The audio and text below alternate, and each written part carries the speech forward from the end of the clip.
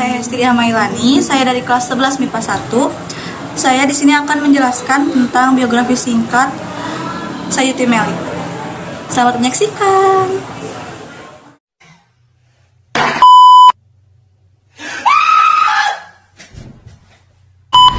Jadi sekarang aku mau ngejelasin tentang biografi singkat Sayuti Melik dan perannya pada saat kejadian proklamasi.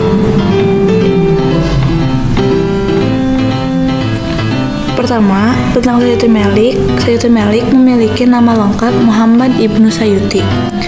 Ia lahir di Kadisobo, Rejodani, Sleman, Yogyakarta pada 25 November 1908. Sayuti Melik merupakan anak dari Abdul Mu'in alias Partiprawiro dan Sumilah.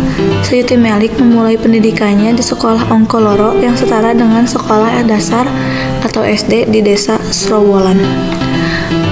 Peran Sayuti Melik dalam proklamasi kemerdekaan Indonesia. Sayuti Melik turut menjadi saksi penyusunan teks proklamasi kemerdekaan yang dilakukan di ruang makan Rumah Laksamana Maeda.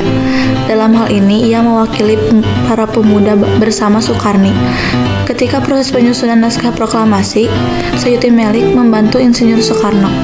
Ada juga riwayat yang mengatakan bahwa Sayuti Melik turut mengusulkan agar naskah proklamasi ditandatangani oleh Insinyur Soekarno dan Muhammad Hatta.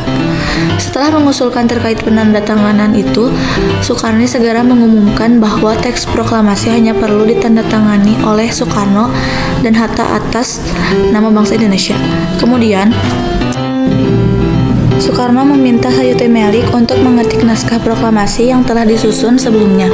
Bersama BM Dia, Sayuti Melik mengetik naskah proklamasi di ruang bawah tanah Rumah Laksamana Maeda. Saat pengetikan tersebut, ia melakukan perubahan 3 kata, yakni kata tempo diganti menjadi tempo, sementara itu kata wakil-wakil bangsa Indonesia diubah menjadi atas nama bangsa Indonesia. Selain itu, ada juga pengubahan tulisan bulan dan hari dalam teks proklamasi hasil ketikan Sayuti Melik.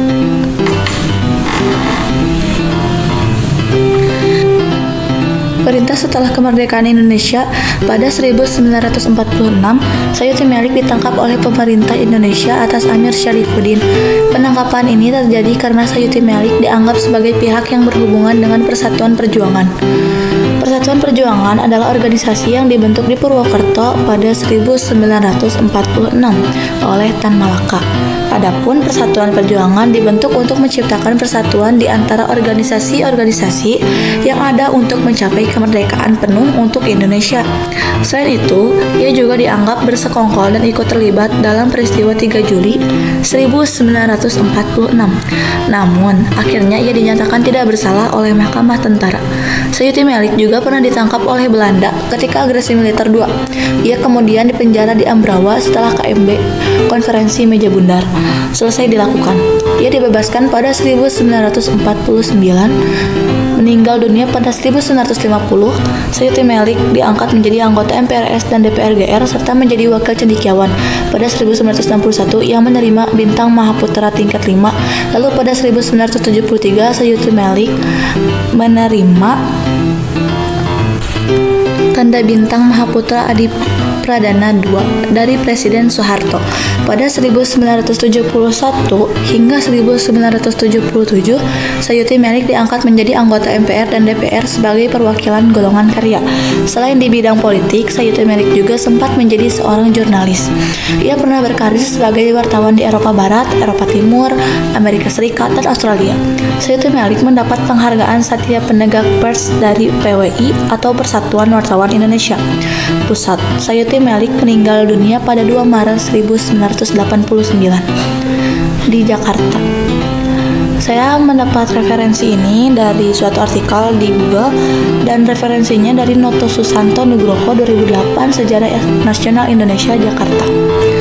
Dan ada juga kata-kata kayak sebagai penyemangat gitu atau pengingat ketika proklamasi bagi para mahasiswa, yaitu kalau nggak ngetik-ngetik negara nggak merdeka, dan itu merujuk pada Sayuti Melik. Lalu mahasiswa kalau nggak ngetik-ngetik nggak jadi wisuda. Jadi kayak kata semangat untuk para mahasiswa. Sekian yang bisa saya sampaikan. Bye.